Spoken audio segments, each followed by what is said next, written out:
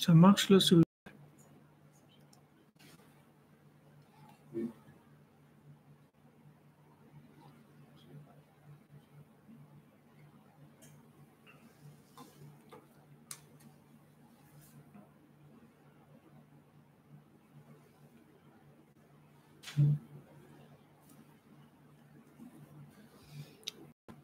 On attend de voir les gens de YouTube, savoir s'il y a si ça marche.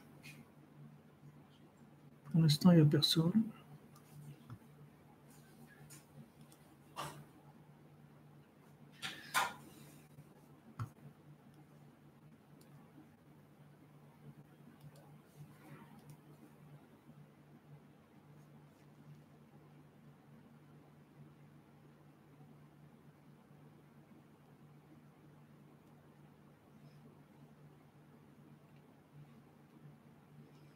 Ah, c'est OK sur YouTube, il a dit Maxime.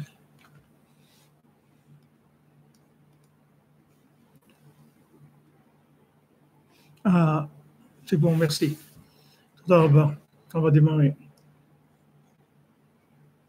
Moi, j'ai oublié, mais...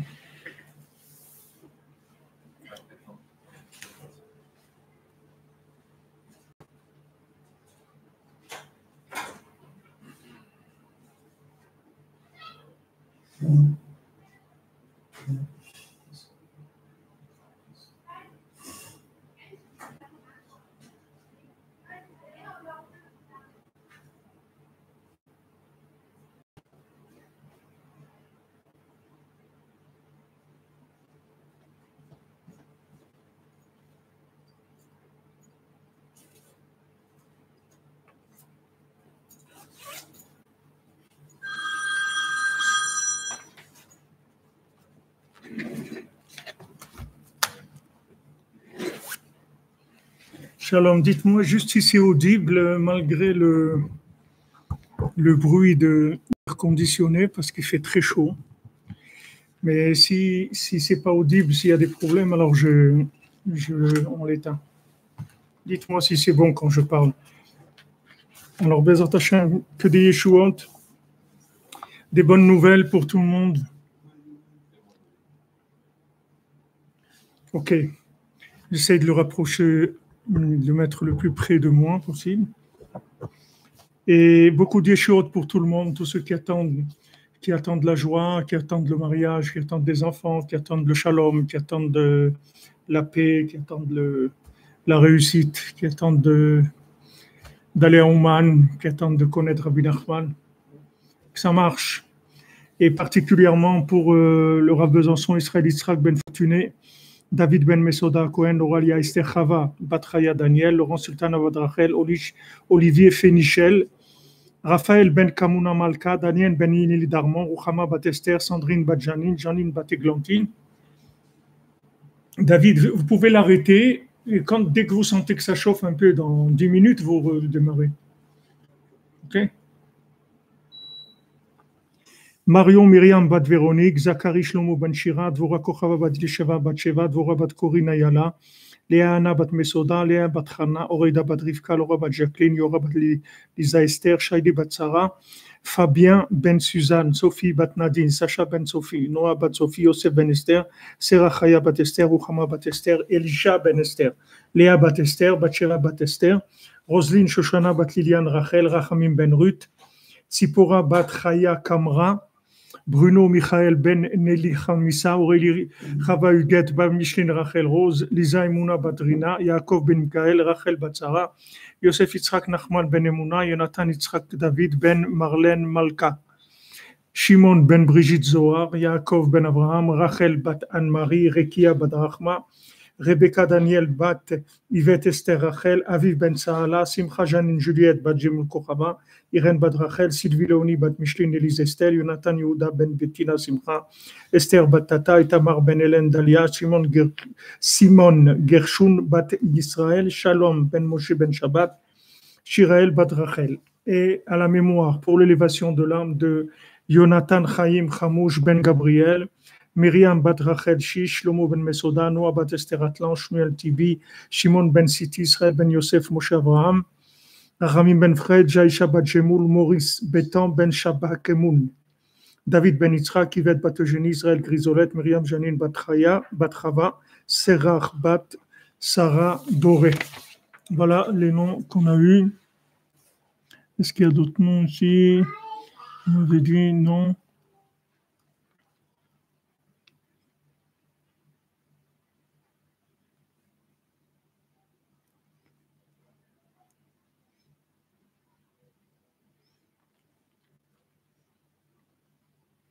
Il y a un décalage. Ça coupe de temps en temps. Ça coupe beaucoup. Posez-vous pour Elia Ounessim Ben Sultana Shirel.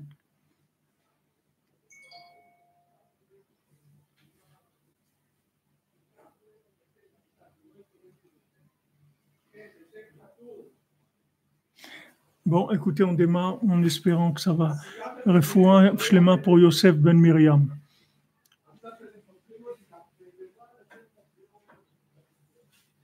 Magomed Ben Koka.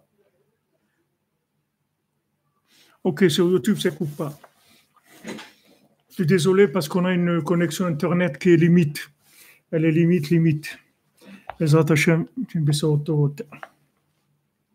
Alors, on est arrivé hier, on a ouvert sur les derniers points où on était sur le Inyan du Zikaron, de la mémoire.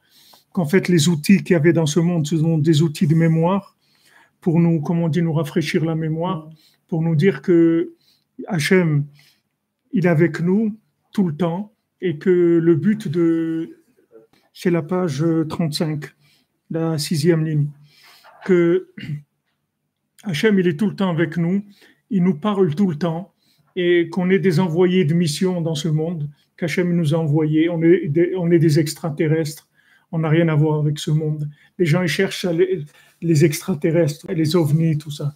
Alors qu'ils se regardent à la glace le matin, c'est tout, ils vont voir un extraterrestre. Ils n'ont pas besoin de voir des gens avec des têtes comme des ballons. Ils peuvent se regarder à la glace le matin, ils voient un extraterrestre. Parce que Bémet, on n'a rien à voir avec ce monde. Mais on est là en mission, comme quelqu'un qui est envoyé sous la mer ou sous la terre pour chercher du charbon, ou dans l'espace pour aller sur la Lune. On n'a rien à voir avec ce monde. On est envoyé par Hachem pour faire des affaires ici, c'est-à-dire pour prendre de la divinité, de la conscience de la divinité et faire passer des épreuves. Chaque fois qu'on passe dans une épreuve, qu'on résiste au mal, alors c'est un bénéfice qu'on ne peut même pas imaginer, puisque si tu as résisté une fois quelque chose de mal, tu n'as pas regardé quelque chose de pas bien, tu n'as pas dit un lachon hara, une fois dans ta vie, tout le bien qu'il y a dans le monde, tout le plaisir du monde, depuis la création du monde jusqu'à la résurrection des morts, si on te donne tout le plaisir de toute l'humanité, ça ne peut pas te payer le plaisir que tu vas avoir d'une fois que tu t'es retenu de quelque chose de pas bien. Une fois, c'est tout, dans ta vie. C'est-à-dire, si une fois dans ta vie, tu t'es retenu de ne pas faire quelque chose de mal, tu as amorti tout ton passage sur Terre. Une fois. C'est tout. Tu n'as rien fait d'autre. C'est une fois, tu dis, mais qu'est-ce que vous avez fait de bien dans ma vie? Ah, moi, j'ai rien fait de bien. Mais une fois, mon copain, il m'a énervé, j'allais le taper, puis après, j'ai dit, non, je ne le tape pas. Ben, ça suffit. C'est-à-dire, tu as amorti ton passage sur Terre déjà. Tout ce qu'il y a sur Terre, pas que dans ta vie, de toutes les vies humaines, depuis la création du monde, ça ne peut pas te payer la lumière d'Hachem que tu vas voir grâce à ça. Alors maintenant, si tu as fait quelque chose de bien, non seulement tu ne l'as pas frappé ton copain, mais tu lui as donné quelque chose. Comme Rabbeinu, c'est pas Rabbeinu qui raconte, c'est Breslever qui raconte qu'il y avait deux amis qui étaient très riches, il y en a un qui est devenu pauvre, qui a perdu sa fortune. Alors quand il était pauvre, il est venu voir son ami le riche, il lui a dit, regarde, j'ai tout perdu et tout, est-ce que tu peux m'aider? Il lui a dit, bien sûr, qu'est-ce que je peux faire pour toi? Il dit, voilà, je voudrais me remonter une affaire, tout ça, j'ai besoin de tant de louis d'or et tout. Alors il lui a donné, il lui a dit, vas-y, réussis et tout. Et l'autre, il est parti, comme on dit, il s'est refait une santé. Après, c'est l'autre qui est tombé. L'autre qui l'avait aidé, il est tombé. Alors, il a été voir très confiant. Il a dit, mais moi, Moi, j'ai des connaissances, comme tout le monde, quand il a tout le monde, quand a des problèmes, surtout quand tu as aidé des gens dans ta vie, alors tu es tranquille, tu dis, mais moi, je connais du monde, moi, j'ai pas de problème. Alors, il est allé voir son copain, il a dit, qu'est-ce qu'il y a? Il dit, voilà, j'ai tout perdu. Il dit, tant pis pour toi, dégage, dégage, je ne peux rien faire pour toi. Dégage, c'est tout. Il a mis dehors. Ok.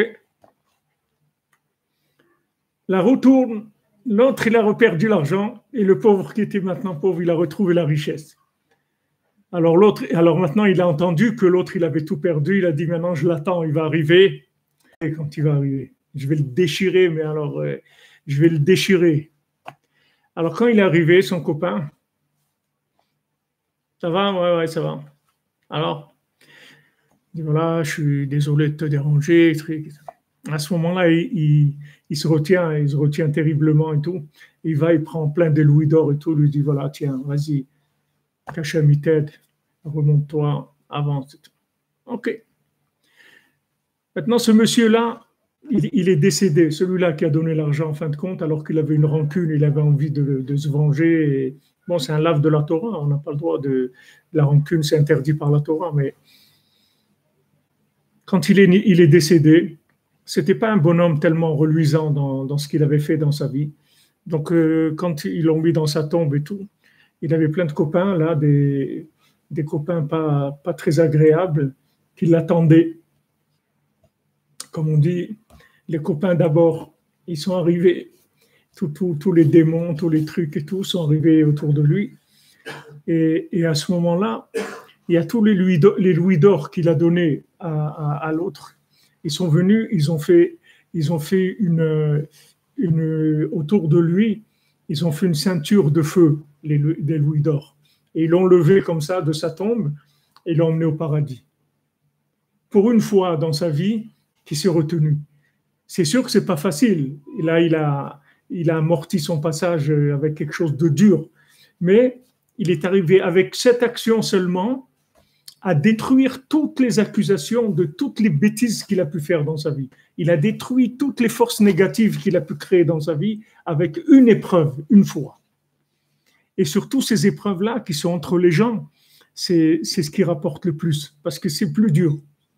C'est ce qui rapporte le plus. Si tu veux voir Darty, les qualités-prix, si tu veux voir les rapports qualité-prix, il n'y a pas mieux que ça, que le rapport humain.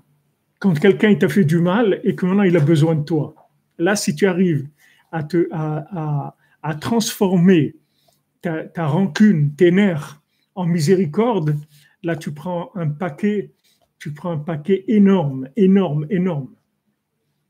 on va te tester sur ça. Tu vas voir qu'il y a beaucoup de gens qui t'ont fait du mal dans ta vie, qui t'ont ignoré qu'un truc, ou qui t'ont fait vraiment des trucs mal. Et tu vas voir que ces gens-là, ils vont se présenter dans ta vie à toi à un moment, ils ont besoin de toi. Il y en avait un là, il était un qui m'embête beaucoup avec les affiches, qui m'a fait beaucoup de mal et tout. Momo Tsioun là-bas, il crie sur moi et tout, il m'a beaucoup embêté pour l'histoire du Mishkan. Et je venais en taxi un soir, je revenais du cotel à 3 heures du matin, et je le vois avec sa fille, et il cherchait un taxi, il a arrêté le taxi, il a dit, je dois aller à l'hôpital, donner ma fille tout de suite. Alors je suis descendu du taxi, je dis, vas-y, c'est pas ce que j'avais envie de faire, moi j'avais envie de lui mettre la tête sous les roues du taxi, ça c'est ce que j'avais envie de faire. Mais j'ai pas fait ce que j'avais envie, parce que j'ai dit, ça c'est une bonne affaire, là on va faire une bonne affaire.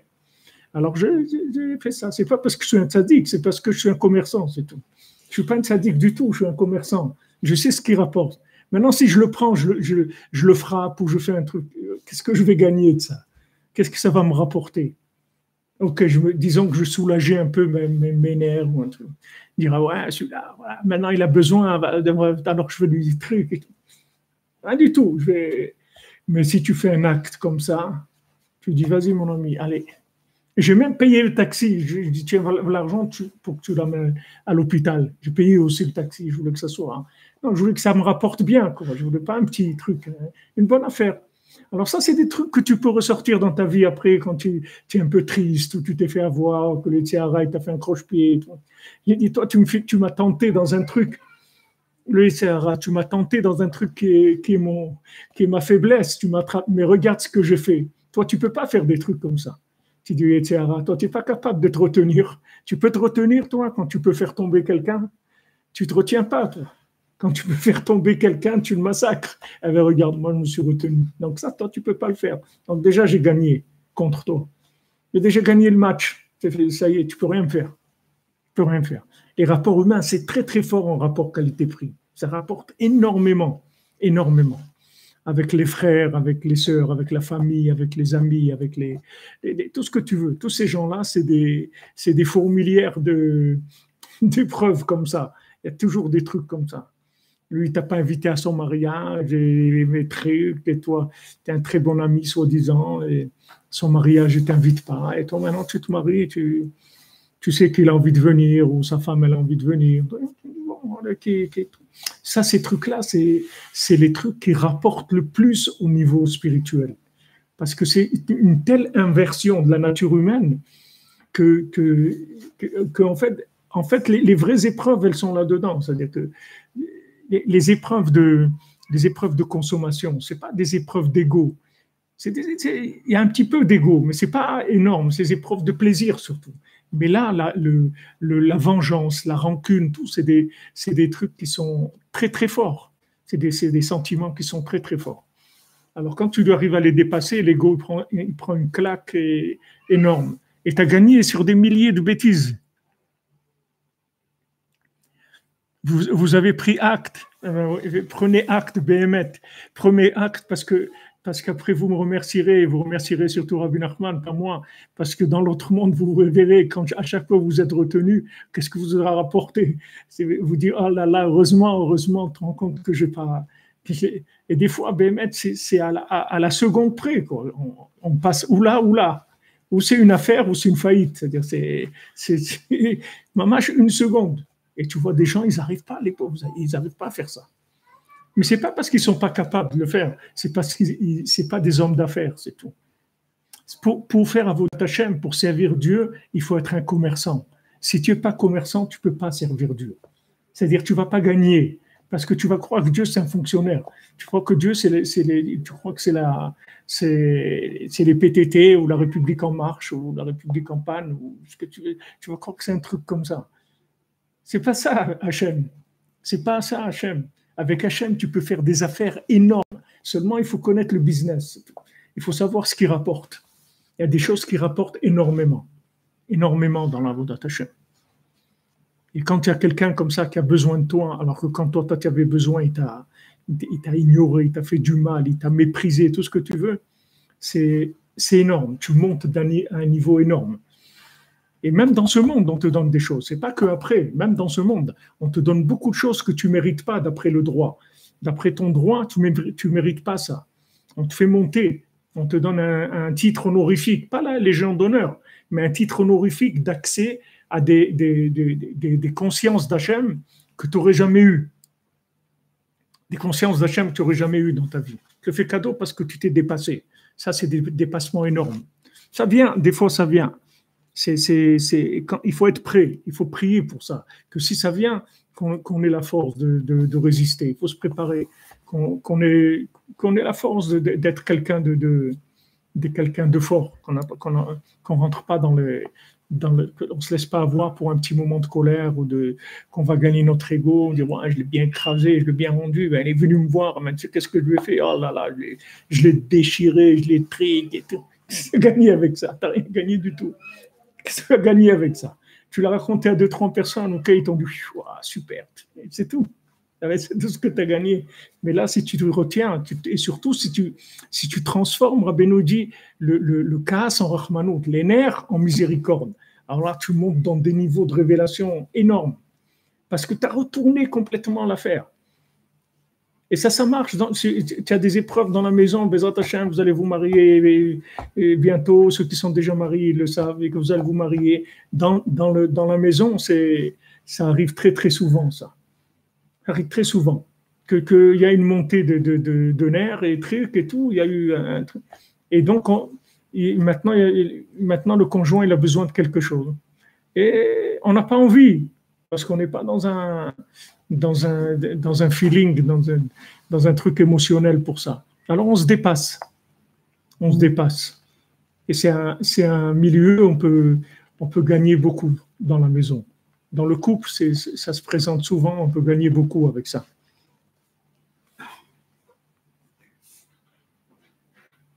Alors maintenant, on a dit, on fait tchouva à Rosh Hashanah, parce que c'est Yom HaZikaron, c'est-à-dire c'est le jour de la mémoire. Et si maintenant tu as augmenté ta mémoire, alors tu es sauvé. Ce n'est pas comme la mémoire de l'ordinateur. Ici, on parle d'une mémoire qui est une mémoire de conscience. Ce n'est pas une mémoire d'enregistrement d'informations, c'est une mémoire de conscience. Donc, à Rosh Hashanah, si tu reçois la mémoire de conscience qu'il te faut pour l'année, ça y est, tu as bouclé ton année, tout va bien. Donc, à Rosh Hashanah, quand tu viens à Rosh Hashanah chez le tzaddik, en fait, tu boucles ton année. Ça y est, tu as bouclé l'année, puisqu'il va te donner la dose de conscience que tu as besoin pour faire tes opérations dans l'année. Comme on dit, quelqu'un, on lui donne sa parnassa à Rosh Hashanah, d'accord? On lui donne la parnassa. Une fois, je parlais avec quelqu'un avec qui que j'étudiais avec lui des années et des années à Aix-les-Bains. Alors, Hachem, je le refoue, Shlema, malade. Un grand Talmid Chacham, un grand érudit, un homme, j'étudie avec lui beaucoup. Et un jour, il m'a dit ça, on parlait, il dit maintenant, regarde, supposons que maintenant il y a un magasin Carrefour qui est en dehors de la ville, et là-bas, les pommes de terre, elles coûtent moins cher de 30% par rapport à l'épicerie. Est-ce que maintenant, Hachem, quand tu me donnes ma parnassa à Rosh Hashanah, il me la donne en kilos de pommes de terre ou dans le prix des pommes de terre? Est-ce que moi, je dois aller à Carrefour pour payer moins cher ou je suis en train de perdre mon temps? Je dis, tu perds ton temps. Hachem, il ne va pas te donner la preuve.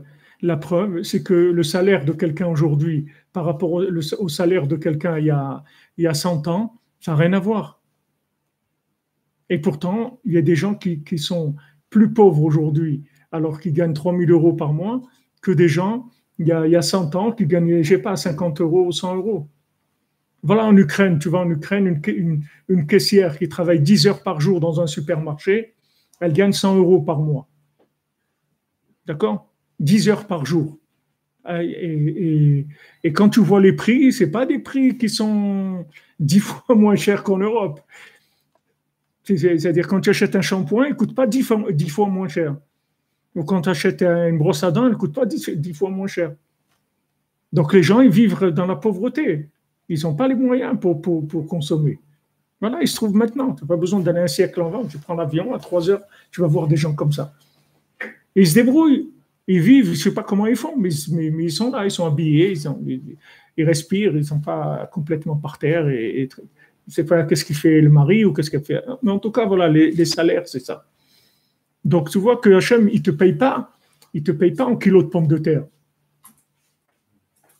Hachem, il te donne, je veux dire, il ne te paye pas en argent par rapport au prix du kilo de pommes de terre le moins cher.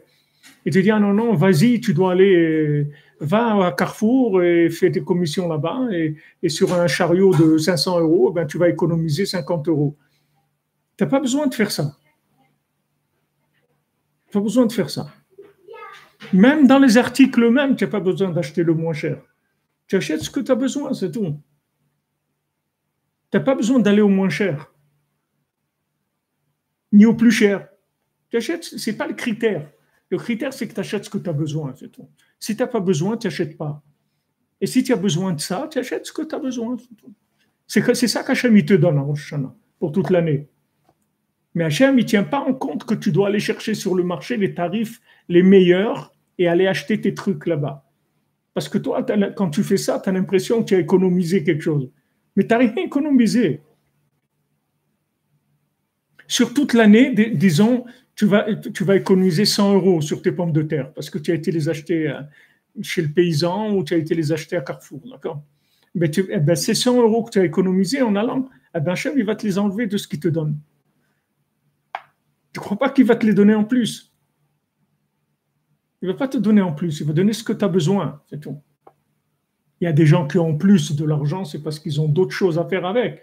Mais il n'y a pas des gens qui ont plus de l'argent. Ça n'existe pas. C'est pour ça qu'il y a un lave de la Torah de garder l'argent chez soi. C'est-à-dire que tu es obligé de prêter ton argent si tu en as en plus. Tu ne peux pas le garder.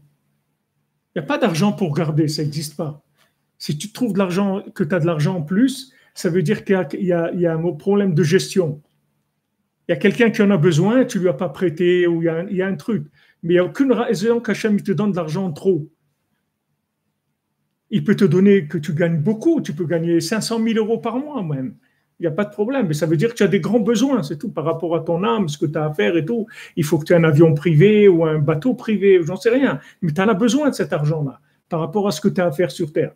Mais de l'argent en plus que tu n'as rien à faire avec, ça n'existe pas. C'est pour ça que c'est écrit Im Kesef Talvet Ami. Il y a un lave de la Torah de garder son argent et de ne pas le prêter. C'est pour ça qu'il y a des gens qui passent leur argent, quand ils ont de l'argent en plus, ils le placent dans des gmachim, dans des caisses d'aide. Et en Israël, il y a comme ça des gmachim, des caisses qui sont des banques, ils ont des milliards qui prêtent à des gens, mais ils te garantissent que tu leur prêtes. C'est-à-dire, c'est pas qu'il te dira il n'a pas remboursé. C'est-à-dire, tu déposes l'argent pour le temps que tu veux, pour une semaine, pour un mois ou pour un an, ce que tu veux. Ou bien tu dis voilà, je vous le prête, mais quand j'en ai besoin, il faut que 48 heures après, vous me le. Ce que tu veux, je te donne les conditions que tu veux. Bien sûr, ça ne te rapporte rien, mais il n'y a pas d'intérêt, parce qu'on n'a pas le droit avec les intérêts. Mais ton argent, il tourne. Ton argent, il tourne, il fait des bonnes choses. Ici, en Israël, c'est très, très courant. En dehors d'Israël, il n'y a pas beaucoup, mais en Israël, il y a beaucoup, il y en a des milliers de trucs comme ça, des associations comme ça. Et il y en a des gros, des très gros, c'est-à-dire les prêts chez eux, ça commence à 100 000 euros, 200 000 euros. Quoi. Ils ne prêtent pas 200 ou 300 euros. C'est qu'à partir de ces sommes-là, pour acheter des maisons, pour des trucs et tout. Et c'est des prêts gratuits, c'est-à-dire qu'ils voient tes capacités de rembourser, tout ça, et ils te prêtent sur 1 an, ou sur 5 ans, ou sur 6 mois. Ils ont des trucs, des barèmes, des trucs. Mais les gens, ils font tourner leur argent.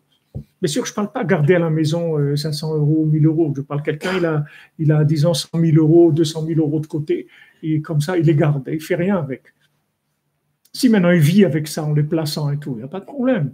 Mais c'est d'avoir des espèces comme ça à la maison, de rien faire avec, la Torah, elle n'est pas d'accord avec ça. Elle te dit, il faut que tu les prêtes. Il faut que tu aides quelqu'un à vivre avec ça. Parce qu'il n'y a pas d'erreur. Hachem, il ne t'a pas donné pour que tu les laisses comme ça. Hachem, s'il te les a donnés, c'est que tu vas aider quelqu'un avec, tu vas faire quelque chose avec. D'ailleurs, là, si on voit dans la halakha, dans la halakha, c'est quelqu'un qui est pauvre. Alors, il est défini par la halakha. Combien quelqu'un il gagne pour s'appeler un pauvre. Alors, par exemple, il dit, si je vous rappelle, la Mishnah te dit, si quelqu'un il gagne jusqu'à 212 par mois ou par semaine, je ne me rappelle pas, alors il s'appelle un pauvre. Maintenant, moins que 212, plus que 212, alors il est pas pauvre, donc il ne peut pas prendre de l'argent de la caisse de la communauté. Mais 212, il s'appelle un pauvre.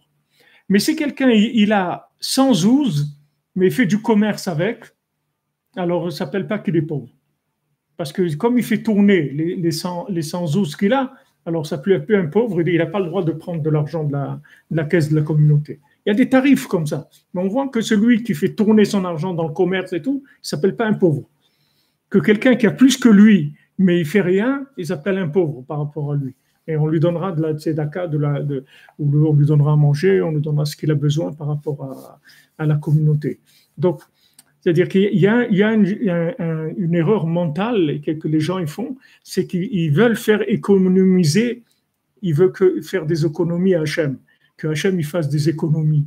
Donc, qu'est-ce qu'ils font? Ils vont acheter les choses moins chères dans des endroits pour faire des économies à Hachem.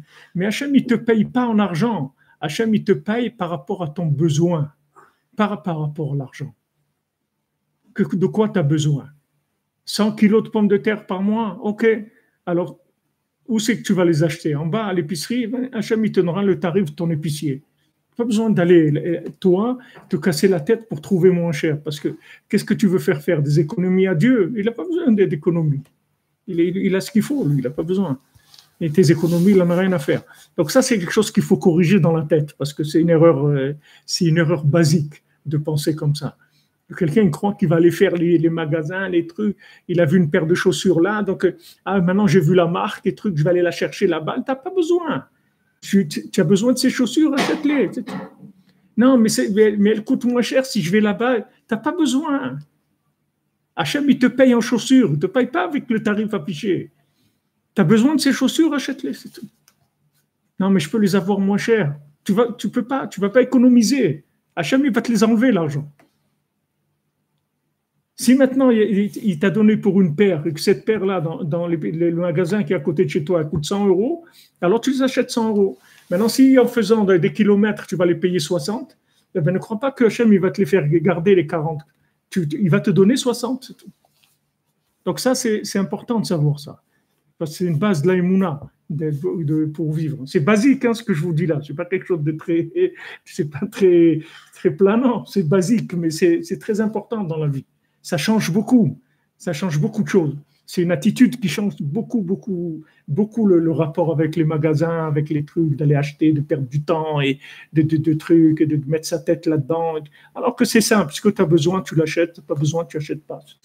Et si tu as besoin, Hachem te donne l'argent pour ça. Et s'il ne t'a pas donné, c'est que tu n'as pas besoin. C'est tout. Tu crois que tu as besoin, mais tu n'as pas besoin. Parce que si tu as besoin, Hachem te les donne. Donc, on a fait le shiur sur ça il y a quelques jours. Alors, Ata Zocher et Amifal, on dit à Kadosh Baruch Hu, à Rosh Hashanah, tu te rappelles de l'usine, en fait, de tout ce qu'on a fait comme action, qui en shikra l'ifnei kisei kevodecha, parce qu'il n'y a pas d'oubli devant Hachem. Il n'y a personne qui a.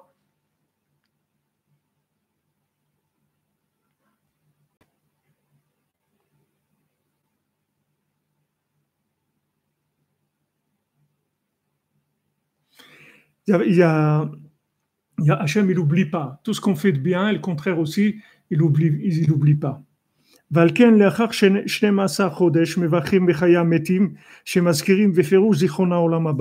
Donc maintenant, quand on voit quelqu'un à 12 mois qu'on n'a pas vu, et ça arrive à Rosh Hashanah Ouman, c'est l'occasion, parce qu'il y a beaucoup de gens, on les voit que à Rosh Hashanah Ouman, après on les voit plus. Soit ils viennent du Japon, de là-bas, des trucs, ils viennent d'endroits où on va pas dans l'année et on se rencontre pas. Alors il y a beaucoup de fois où on fait cette bénédiction à Ouman. On fait cette bénédiction quand on voit quelqu'un, un humaniste à Ouman qu'on n'a pas vu pendant un an, qu'on est content de voir, qu'on aime bien, pas quelqu'un qu'on ne connaît pas, mais quelqu'un qu'on a connu, qu'on a passé des moments ensemble, il y a de l'amitié.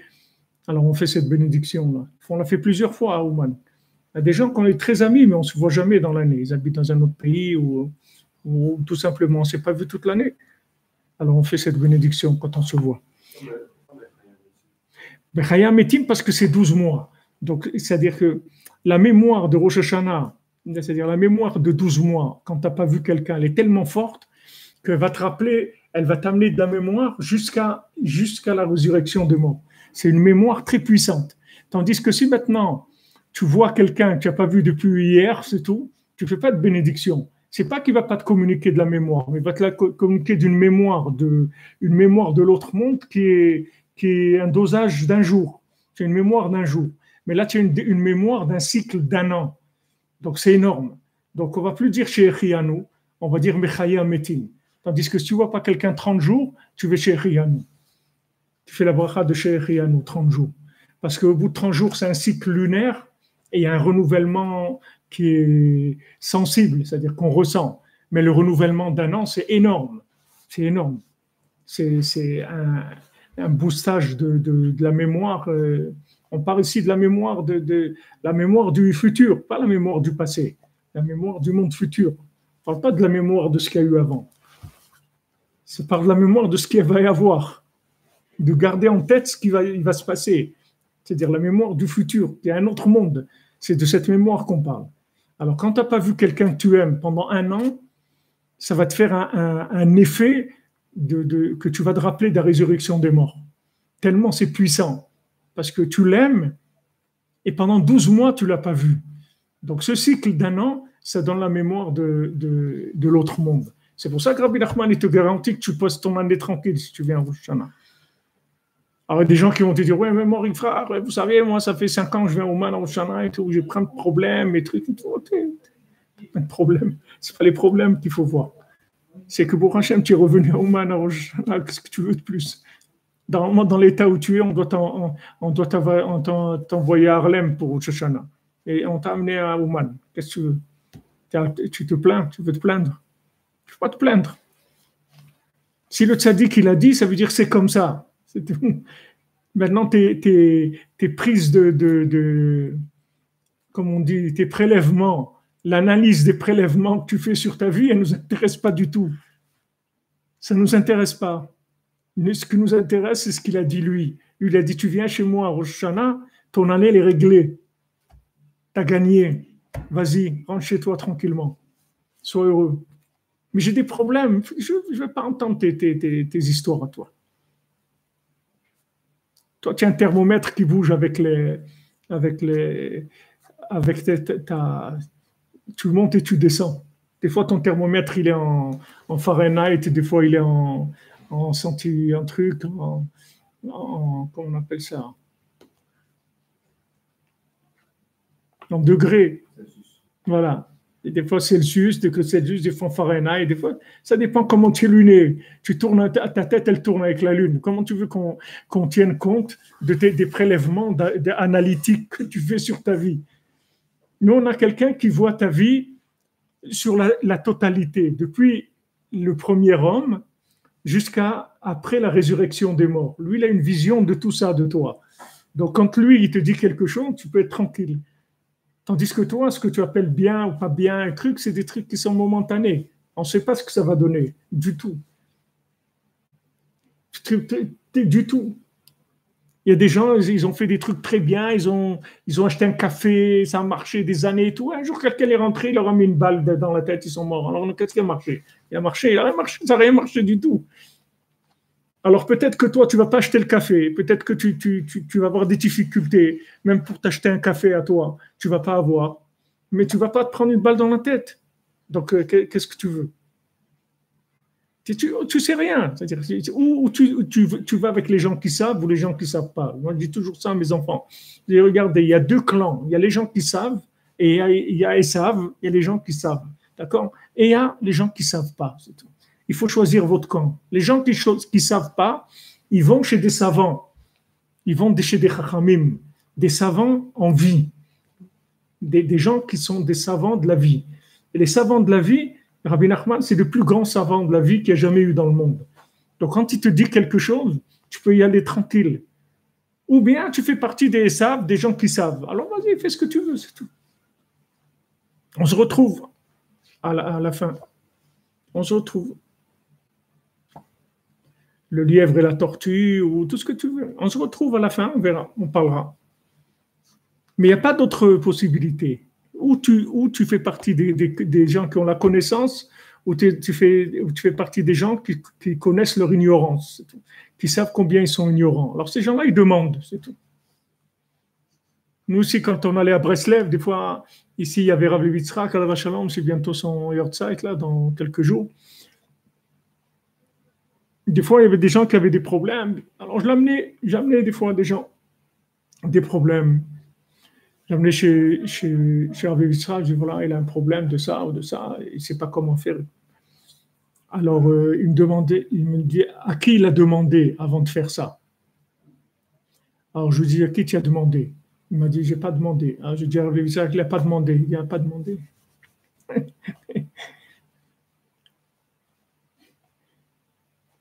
Il ne s'occupait pas, il ne se sentait pas responsable du tout. Qu'est-ce que tu fais? Tu joues les connaisseurs, maintenant que tu as un problème, tu viens. Il faut venir avant. Pourquoi tu viens maintenant? Pourquoi tu viens maintenant?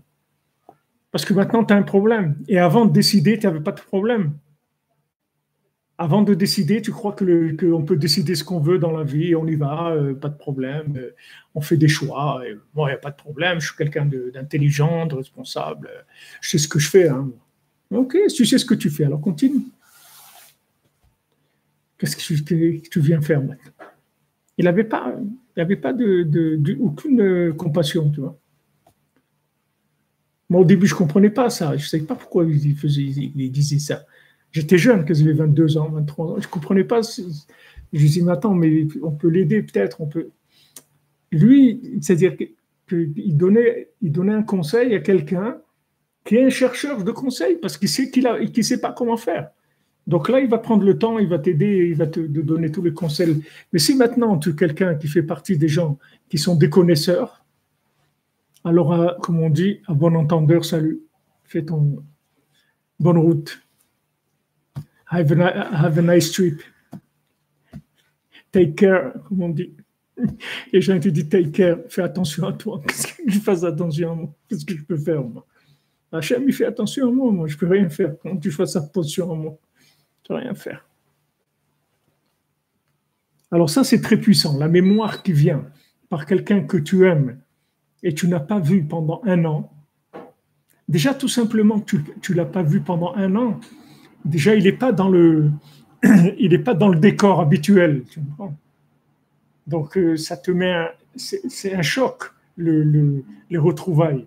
Parce que ce n'est pas quelqu'un que tu vois tous les jours. Ok, il finit par rentrer dans le mur, et comme les cadres de la maison, s'il y a des images ou un lustre ou n'importe quoi, il rentre dans le fonctionnement. Mais quelqu'un, tu ne le vois pas 30 jours, wow, c'est déjà un renouvellement. Mais tu ne le vois pas 12 mois, tu l'aimes et pendant 12 mois, tu ne l'as pas vu. Mais c'est comme si c'était un mort qui vient de revenir maintenant. C'est la même chose. C'est comme si il y a la résurrection des morts. C'est pour ça que tu fais cette bénédiction. Parce qu'en fait, il est mort, le bonhomme. D'où tu sais qu'il est vivant? Ça fait 12 mois que tu ne l'as pas vu.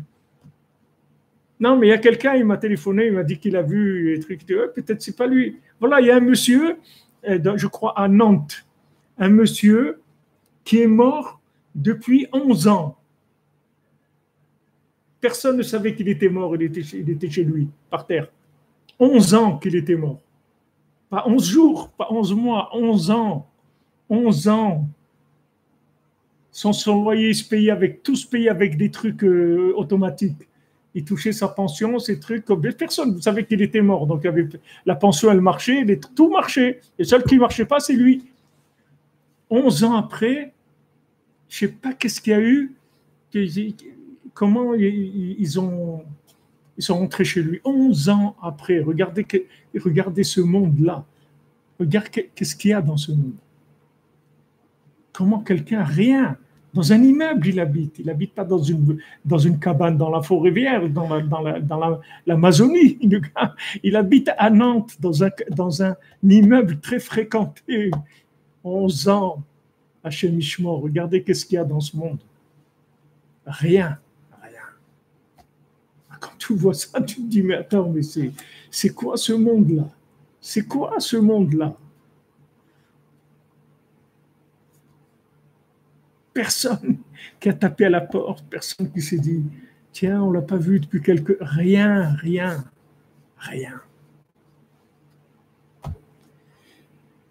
Des fois, tu vois, tu entends des trucs, tu te dis, c'est quoi ce monde? C'est quoi? C'est horrible. 11 ans sans enterrer rien, comme ça par terre. Dans quel état il devait être? Ah, il précise là-bas, mais il n'y avait pas de mauvaise odeur dans la maison. 11 ans. Quelle mauvaise odeur il y avoir après 11 ans. Et le manger était au frigidaire et trucs. Alors quand tu vois quelqu'un qui n'a pas vu pendant un an, c'est comme si tu vois quelqu'un qui est mort. Parce que la Torah, elle te donne un an pour oublier quelqu'un. C'est-à-dire quand Hachem Ishmael, quelqu'un est décédé, le deuil il dure un an. Il y a d'abord le deuil très dur pendant une semaine, après moins dur pendant un mois, et après un an, c'est terminé. C'est-à-dire on fait 11 mois et c'est terminé. Mais c'est la même chose, c'est le même principe qu'ici, c'est les mêmes laps de temps. Pourquoi? Parce qu'au bout d'un an, Hachem, il a fait qu'au bout d'un an, la personne, tu l'oublies. Sinon, on ne pourrait pas vivre. Quelqu'un, il perd des proches, des parents ou des gens proches et tout, Hachem Ishmael, il ne pourrait pas vivre, les gens. Donc, au bout d'un an, ça s'oublie. C'est pour ça que Yaakov, il savait que Yosef, il n'était pas mort. Parce qu'il ne pouvait pas l'oublier. Les années, elles passaient et il avait la même souffrance tout le temps. Donc, de là, il savait qu'il n'était pas mort. Il était sûr qu'il n'était pas mort. Parce qu'il pouvait pas, ça ne partait pas de sa mémoire, ça ne s'effaçait pas. Donc il savait que Yosef n'était pas mort. Alors ça, si maintenant la Torah elle te donne 1 an pour oublier quelqu'un de chair, c'est pas que tu l'oublies complètement, mais il y a une baisse émotionnelle, c'est-à-dire au bout d'1 an. C'est-à-dire il sort du premier cercle émotionnel, du premier niveau, si tu veux. Il passe dans un cercle émotionnel plus éloigné. Tu vas y penser, tu vas penser à la personne, quand tu vas penser à elle et tout, tu auras de la peine, tout ce que tu veux, mais ce n'est pas le premier cercle émotionnel. Ce n'est pas les Arba Amot, ce n'est pas les 2 mètres autour de la personne où il y a toutes les émotions qui circulent. Ça s'éloigne. Alors, quand tu n'as pas vu quelqu'un pendant 1 an, en fait, la personne elle est sortie de ton cercle analytique normal. Donc, quand tu le vois, ça te fait un éveil de mémoire, ça te donne un coup très très fort, un choc de mémoire. C'est-à-dire ça te réveille tout. Ah, mais attends, mais je ne l'ai pas vu depuis 1 an, c'est pas possible. Donc il existe un autre monde, il existe la résurrection des morts. Donc c'est pour ça que tu fais la bénédiction. Quelle bénédiction tu fais? Ça, qu'Hachem ressuscite les morts. Parce que le fait que tu ne l'as pas vu pendant 1 an, ça va te renouveler la mémoire jusqu'à ce niveau-là. Tandis que quelqu'un que tu n'as pas vu pendant 30 jours, c'est un renouvellement d'une conscience mensuelle, c'est-à-dire d'Hachem. C'est par rapport à un cycle lunaire. Mais Rosh Hashanah, c'est par rapport à 1 an, c'est par rapport à un cycle solaire, pas lunaire. C'est déjà beaucoup, beaucoup plus fort. Beaucoup, beaucoup plus fort. Ça s'approche des notions éternelles. C'est vraiment très fort comme émotion. Donc tu fais la bénédiction, Mechaya Metim, qu'Hachem il ressuscite les morts. Qui en shikra, parce qu'il n'y a pas d'oubli chez Hachem. Donc après 12 mois, on fait la bénédiction d'Hachem qui va ressusciter les morts. Chez Mazkirim Beferouj Zichron Olam Haba, qu'on va mentionner de façon explicite la mémoire du monde futur. Chez Utriyat Ametim, qu'est-ce que c'est le monde futur? C'est la résurrection des morts. Chez Aziyeh Yom Adin Agadol Va'anora Shel Olam Haba, que ce jour-là, il y aura ce qu'on appelle le Yom Adin Agadol Ve'anora, le jour du jugement grand et redoutable du monde futur. Qu'est-ce que c'est ce jour-là? Pourquoi il parle de ce jugement-là par rapport à la résurrection des morts? Il y a des jugements qui ne sont pas par rapport à la résurrection des morts. Alors il faut que vous sachiez qu'un individu, il passe 2 jugements quand il quitte ce monde. Le premier jugement, c'est un jugement momentané, c'est-à-dire c'est un jugement relatif. C'est-à-dire qu'on voit ce qu'il a fait de bien, ce qu'il a fait de mal, et maintenant, il va y avoir une prise, si vous voulez, comme on dit, de circonstances atténuantes. C'est-à-dire on va le juger dans le relatif. Quelqu'un qui était en difficulté, etc., alors s'il a fait une bêtise, on va baisser le niveau de la bêtise parce qu'on va dire que cette personne-là, elle était en difficulté. Donc elle a comme dans les jugements, des fois quelqu'un il a perdu la tête ou il était sous ou n'importe quoi. Alors il a fait une bêtise. On lui applique pas le tarif de quelqu'un qui est dans un état normal. Ça c'est le premier jugement quand quelqu'un est décédé. Il passe devant les tribunaux en haut et voilà, il est jugé de façon relative. Mais il y a un deuxième jugement qui va être au moment de la résurrection des morts. Et à ce moment-là, c'est absolu. Il n'y a plus de relatif. C'est-à-dire que l'homme, il doit devenir parfait, absolu. Même si les bêtises qu'il a faites, il y a une façon il y avait une façon relative de dire c'est pas grave, c'est-à-dire il avait quand même des circonstances atténuantes. Là, il n'y a plus de circonstances atténuantes. Il faut qu'il arrive absolu. Donc là, il va passer par des épreuves qui vont être remises en forme absolue. C'est plus relatif. Tandis que dans le premier jugement, des choses même qu'il a abîmées, qu'il a fait des bêtises et tout, si maintenant il a des circonstances atténuantes, on le laisse passer, on s'occupe pas il va pas se faire passer par ce qu'il faut passer pour réparer ça. Mais au moment de la résurrection des morts, il faudra passer par là. Donc ça, même les tzadikim, ils avaient peur de ça. Shmuel Hanavi, il y avait, comment il s'appelle, le roi Shaoul, il avait l'habitude de parler avec Shmuel Hanavi. C'est Shmuel Hanavi qui l'a oint, c'est lui qui lui a annoncé qu'il avait perdu la royauté, etc. Donc, il avait un rapport avec Shmuel. Maintenant, quand Shmuel est décédé, alors Shaoul, il voulait lui demander des choses, il ne savait pas comment faire. Alors, il a pris une sorcière comme ça, une femme qui faisait sortir les morts de leur tombe, et il a été avec elle et pour parler à Shmuel. Shmuel Hanavi, il a eu très peur. Il dit quand elle est venue, parce que quand ils l'ont sorti de sa tombe, il a cru que c'était la résurrection des morts. Donc il a cru qu'on le sortait pour qu'il passe ce jugement-là, ce jugement absolu. Donc il a eu peur. Il dit là-bas, il a eu très peur, parce qu'il croyait que c'était ce jugement dont on parle, le deuxième, qui arrivera au moment de la résurrection des morts. La résurrection des morts, ça n'a rien à voir avec Mashiach et la Géoula. Mashiach, la délivrance, il y aura Mashiach. Le Mashiach lui-même, il va mourir. Les gens vont continuer à vivre dans ce monde avec les valeurs de ce monde et tout. Seulement la conscience, elle sera optimisée de manière à ce qu'il n'y ait pas de libre arbitre, c'est tout. C'est-à-dire que tu ne pourras plus faire du mal parce que tu n'auras pas de choix. C'est comme un degré de connaissance qui est très élevé. Quand tu as un degré de connaissance avec de la conscience très élevé, tu peux pas, il y a des choses, tu ne peux pas les faire. Tu n'as pas de libre arbitre. Tu ne pourras jamais faire cette chose-là parce que tu n'as pas de libre arbitre. Alors quand Mashiach il va venir, il va augmenter la conscience humaine, la connaissance et la conscience humaine de façon tellement forte que plus personne n'aura de libre arbitre. C'est tout. Mais tu vas vivre normalement. Tu vas manger, on mangera plus de viande, mais on va manger, on va prier, on va faire tout ce qu'on fait, on va continuer à le faire. Mais dans un niveau de conscience optimisé au maximum. C'est ce qu'il avait, par exemple, Rabbi Nathan. Donc, Rabbi Nathan, il dit, moi, mon Mashiach, moi, il est là, il ne va rien m'ajouter, le Mashiach.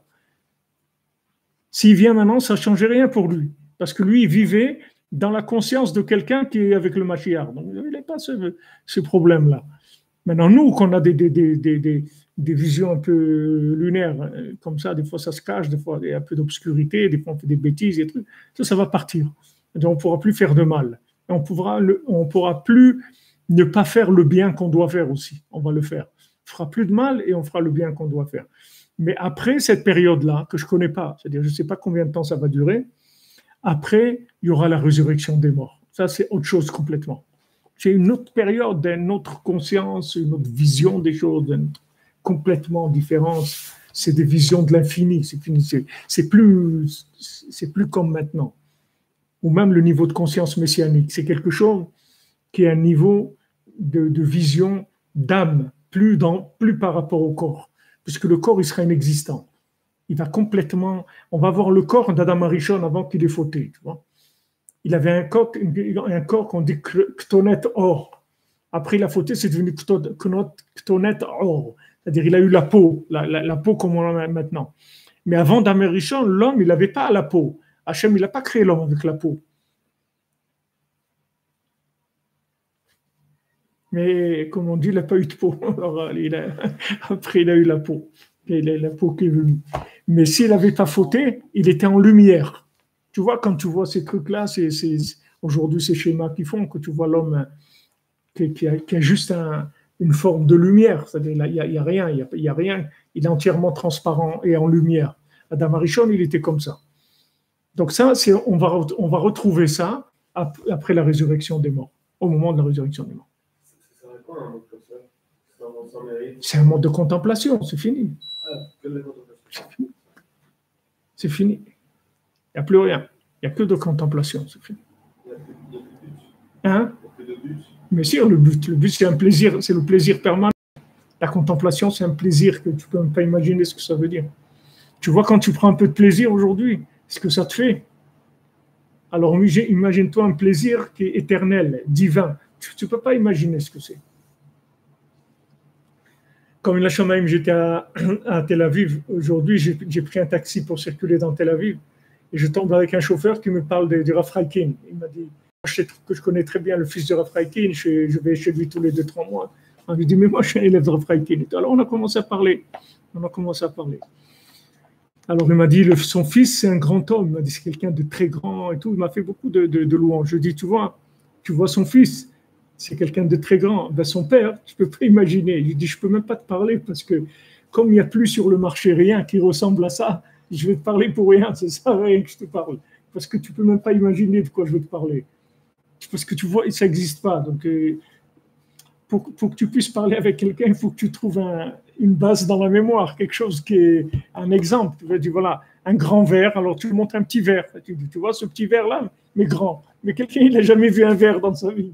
Que tu es en train de perdre ton temps à lui raconter le verre. Toi, tu racontes un verre, lui, il imagine une banane ou un ananas, j'en sais rien ce qu'il a dans sa tête. Il n'y a pas d'exemple de ça. Alors, je lui parlais, et il m'a raconté une histoire de Rapraïtil que je connaissais. Je dis, moi, je l'ai entendu de lui. Ce que toi, tu me racontes là, moi, c'est lui qui me l'a raconté. C'est-à-dire, pas que à moi, il l'a raconté à la yeshiva. Mais pour te dire qu'il y a des fois, dans la mémoire humaine, il y a des choses qui ont disparu. C'est-à-dire de l'exemple. Tu n'as pas d'exemple vivant. Donc, quand tu n'as pas d'exemple vivant, ça devient très, très dur. Très, très dur. Parce que tu n'as pas d'exemple. Avant, tu avais l'exemple vivant. Tu avais l'échantillon, tu vois. Comme l'échantillon, tu essayes l'échantillon, tout ça. C'est bon, tu vas, tu achètes. Tu avais un échantillon, mais là, il n'y a pas d'échantillon, il n'y a rien. C'est de la découverte totale. Tu ne sais pas, tu es devant le vide tout le temps. Tu ne sais pas ce qui va se passer, tu ne sais rien du tout. Il n'y a pas d'échantillon. Il n'y a pas l'échantillon. C'est très, très difficile parce qu'il n'y a pas d'échantillon. Mais d'un autre côté, si tu dépasses ça, tu rentres dans la mémoire de Triatamétine.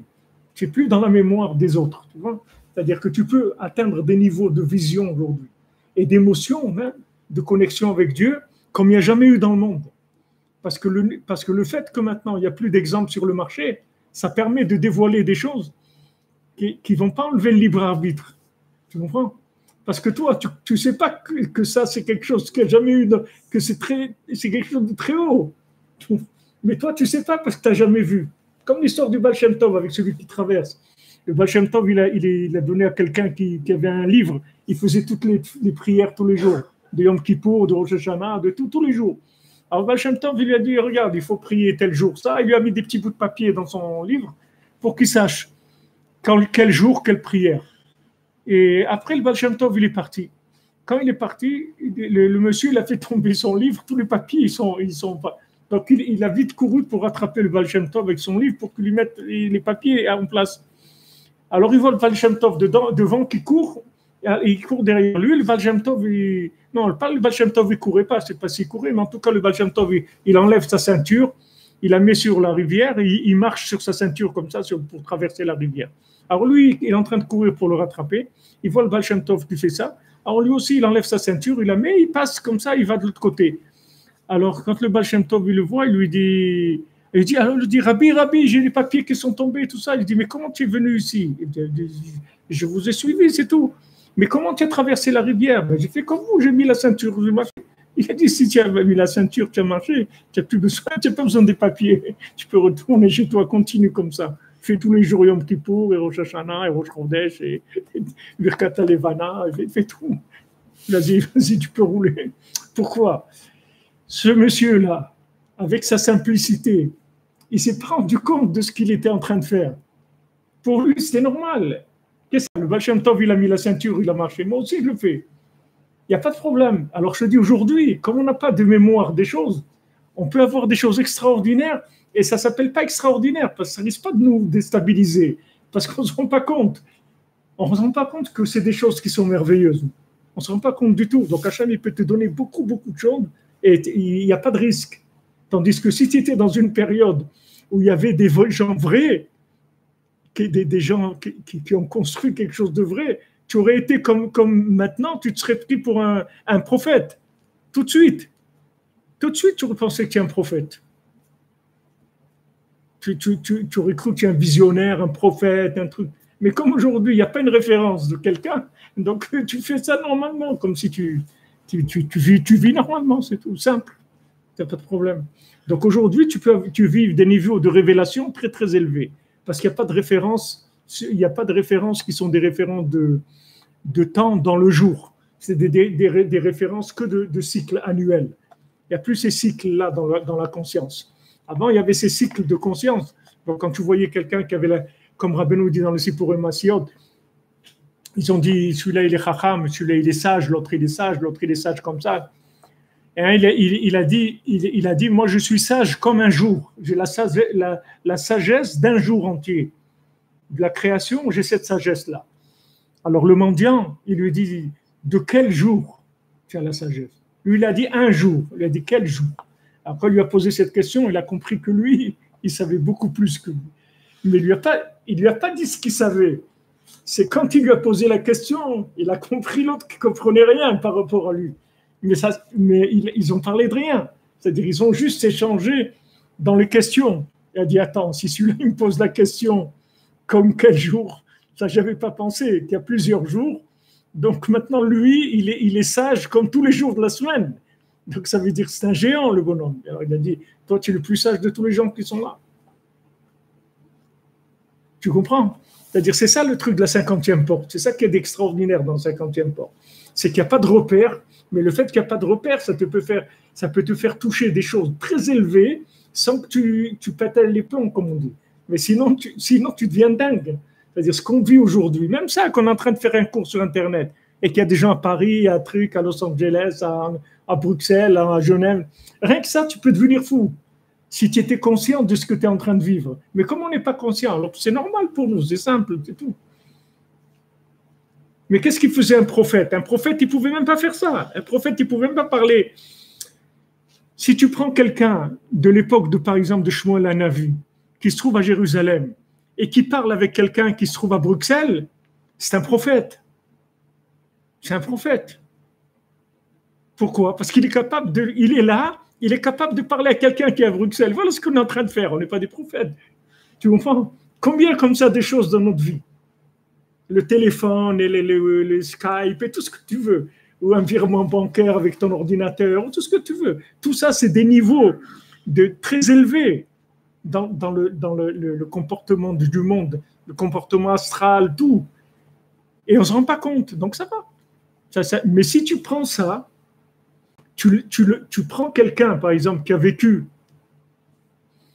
il y a un siècle, tu le sors. Que pendant un siècle, il y a un siècle, il n'est pas sorti. Depuis 1919, il n'est pas sorti. Maintenant, il sort dans le monde, il va devenir fou tout de suite. Tout de suite, il devient fou. Pourquoi il va devenir fou? Parce qu'il ne peut pas. Les références qu'il a, il ne peut pas passer de là à là.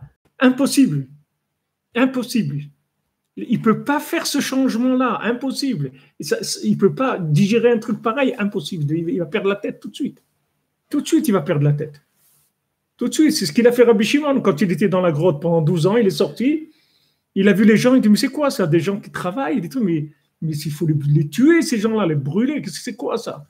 Hachem me dit, oh, doucement mon ami, retourne dans la grotte encore un an, et calme-toi. Il est retourné dans la grotte un an, jusqu'à ce qu'il s'est calmé, il est sorti, après il était joyeux, il voyait des gens, il dit, oh Hachem, regarde, il a acheté des adassim, là, pour de la myrte pour Shabbat et tout, c'est beau, il a commencé à voir le bien et à rentrer dans des choses plus dans la norme. Mais si quelqu'un, tu prends, qui a vécu par exemple la guerre 14-18, tu le mets maintenant dans ce qu'il y a, il devient fou tout de suite. Il ne peut pas. Mais nous, on n'a pas de problème. On n'a pas de problème parce qu'on ne se rend pas compte. On n'a pas de référentiel. Donc, on est libre. Ça, c'est la conscience d'un 50e porte. Et c'est quelque chose d'extraordinaire. Parce que tu peux aujourd'hui, avec la émouna, avec de la foi simple, avec un peu des doutes, avec du chatzot, avec du kunaklali, des teilim, des l'écouter de philot, ouman, des choses comme ça, tu peux décrocher des choses extraordinaires. Mais tu ne vas pas t'en rendre compte parce que tu n'as pas de référence. Donc tu ne te rends pas compte. C'est comme quelqu'un, il a des billets de Monopoly. Alors, il croit que c'est du Monopoly, c'est tout. Il joue, c'est un jeu. Mais s'il savait que ça, c'est du vrai argent, il deviendrait dingue. Il dit quoi, tout cet argent, j'ai... Non, c'est pas, tu n'as rien. En fait, c'est un jeu, tu n'as rien du tout. Tu n'as rien du tout. Ça ne vaut rien ce que tu as. C'est-à-dire, il n'y a pas de conscience. C'est pour ça qu'on a besoin tous les jours du rizouk. On a besoin d'être renforcé. Pourquoi on a besoin d'être renforcé? On est plus avantagé que tous les gens qu'il y a eu sur la planète depuis la création du monde. Il n'y a jamais eu des générations où il y a eu autant de richesses, autant de connaissances, autant de moyens de communication, des livres traduits dans toutes les langues, des trucs. Il n'y a jamais eu ça. Pourquoi on a besoin d'être renforcé? Normalement, on devrait être tous en train de bidonner, de rire, de joie toute la journée. On devrait éclater de joie. Et les gens, ils sont tristes. Pourquoi? Parce qu'ils sont inconscients, c'est tout. C'est tout. Comme ils sont inconscients, ils sont tristes. Mais s'ils étaient conscients, là, tu vis à Jérusalem. Mais ça suffit. Tu n'as rien besoin d'autre dans ta vie. Avec ça, tu as fait le plein. Tu dois être joyeux, danser toute la journée. Ça y est, tu as réglé ta vie. Il y a des tzadikim, ils ont pleuré toute leur vie pour venir à Jérusalem 5 minutes. Ils n'ont pas eu ça. Et toute leur vie, ils ont pleuré, ils ont déchiré leurs habits, ils sont roulés par terre à Khatsot et tout, ils ne sont jamais venus. Et toi, tu es là, tu roules, tu vas, tu prends une glace, tu te promènes, pas de problème. Parce que tu es inconscient. Donc, on peut te donner plein de trucs. Parce que tu es inconscient. Mais ce que tu fais, tu l'as fait. Les avantages que tu as, tu les as. Mais comme on est inconscient, on n'arrive pas à avoir la joie. Mais on le vit, que tu veuilles ou non, tu le vis. Tu le vis, il se passe des choses. Ton âme, elle voit des choses, même si elle n'arrive pas des fois à communiquer avec ton corps. Parce que le corps, il est tellement bête et tellement lourd qu'il ne sait rien parler de choses que de la bouffe et des trucs comme ça. Donc, on ne peut pas lui parler d'autre chose. Donc, on ne lui parle pas, c'est tout. C'est ce qu'on va faire. Mais c'est l'âme, elle travaille, elle reçoit des choses. Il n'y a pas de problème, elle échange avec d'autres sadikim, avec d'autres... Comme tu vois Anaël, elle a des choses, elle ne peut pas parler avec son père, elle dit, je ne peux pas te parler, des choses que tu ne comprends pas, là, c'est des choses spirituelles que tu ne peux pas comprendre. Je ne peux pas parler de ça. Je parle avec des sadikim, avec toi, je ne peux pas parler de ça. Je ne peux pas, il y a des choses qu'on ne peut pas.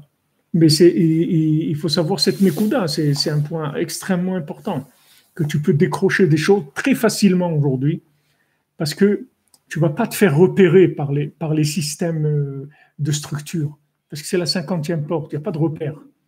Normalement, si on n'est pas dans la 50e porte, il n'y a personne qui pourrait vivre en Israël. Voilà, il faut des mariages homo avec la choupa homo. La choupa homo, il change la bénédiction. Au lieu de dire At mekudashli, Ata mekudashli. L'autre, l'un il dit à l'autre Ata mekudashli, Ata mekudashli. Tu vois, dans la choupa. Parce que le rabbin, c'est un gay aussi. Alors, ils ont changé, ils font la bénédiction. Mais quelqu'un qui n'est pas de notre génération, prend un bonhomme d'il y a 100 ans, tu lui montres ça, il meurt sur place, tout de suite. Il attrape une syncope sur place, tu vois. Il voit ça, et les parents religieux, avec la barbe, la kippa, tout, et aussi religieux, l'homme et les deux hommes. Shomer Shabbat, tout. Ils achètent leurs enfants en Inde ou je sais pas quoi, ou au Pakistan, je sais pas. Mais c'est des couples pour la Torah, ils mettent les tefilines tous les jours, ils mangent kasher, tout. Mais si quelqu'un, il ne se renouvelle pas, il peut devenir complètement fou s'il assiste à un truc comme ça. Et d'ailleurs, c'est ça qui va te montrer si la personne est dans la 50e porte ou pas. Si ça passe, ça veut dire qu'il est dans la 50e. Et s'il n'a pas passé, comme on dit, l'arme à gauche, ça veut dire que c'est terminé. Il n'est pas rentré dans la 50e porte. Dans la 50e porte, c'est la folie totale. Totale. Il n'y a plus rien qui va étonner. Il n'y a plus de valeur. Il n'y a plus de valeur structurée. Donc, il y a des valeurs extraordinaires. Il y a un amour extraordinaire, il y a une joie extraordinaire, il y a une bonté extraordinaire. Il y a une communication comme il n'y a jamais eu dans le monde. Si tu arrives à attraper le côté positif, il n'y a rien qui va te limiter. Tu vas arriver à des choses que même Rabbi Shimon Bar Yochai, il ne pouvait pas les faire. Toi, tu vas les faire. Rabbi Shimon Bar Yochai, il pouvait enseigner à quelqu'un qui se trouve au Canada. Il ne pouvait pas. Peut-être il pouvait, mais ça se passait par des trucs de tzadikim, avec disons des schémotes d'Hachem, il fallait aller... Et voilà, tu le fais aujourd'hui. Et ça marche. Ne crois pas que ça ne marche pas. Si tu as diffusé à 10 000 personnes, eh bien, tu as dit qu'il y a une yeshiva de 10 000 personnes. C'est une vraie yeshiva. Seulement les virtuels, c'est tout. Si on était assis maintenant, d'après les gens qui regardent, disons 10 000, 15 000 qui regardent chaque jour. Ok, imagine-toi que maintenant, ces 15 000, ils sont là, tu vois.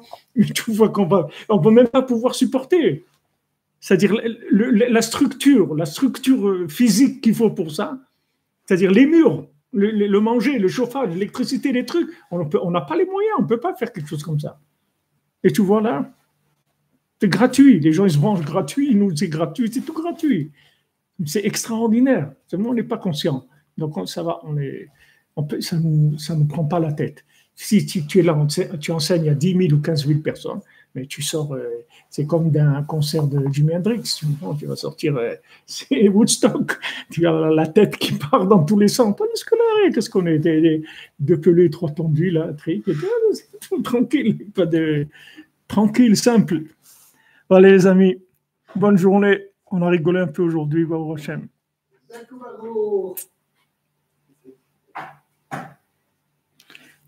Quoi, vous ne pouvez pas avoir l'argent sur votre compte? Là, je n'ai pas compris. Ah, parce que c'est un message qui est passé il y a longtemps. Les amis, on est au top. Vous avez raison. C'est extraordinaire. Waouh. Quelqu'un, ils l'ont mis en prison, Magomed. Ils l'ont déporté dans la neige en Roumanie. Aïe, aïe, aïe. Bezrat Hashem, les amis, merci à vous d'être là. Et c'est extraordinaire, c'est merveilleux. On est en train de vivre des choses merveilleuses. Merci mon Dieu, merci Rabbi Nachman, merci à vous tous qui êtes là. Merci pour votre aide, votre soutien, participation. Merci. Allez, on se retrouve demain à l'antenne, Bezrat Hashem. Demain, normalement, ça sera à l'heure, Bezrat Hashem, Mishuato. Merci. Bonne journée, excellente journée, beaucoup de réussite, Bezrat Hashem.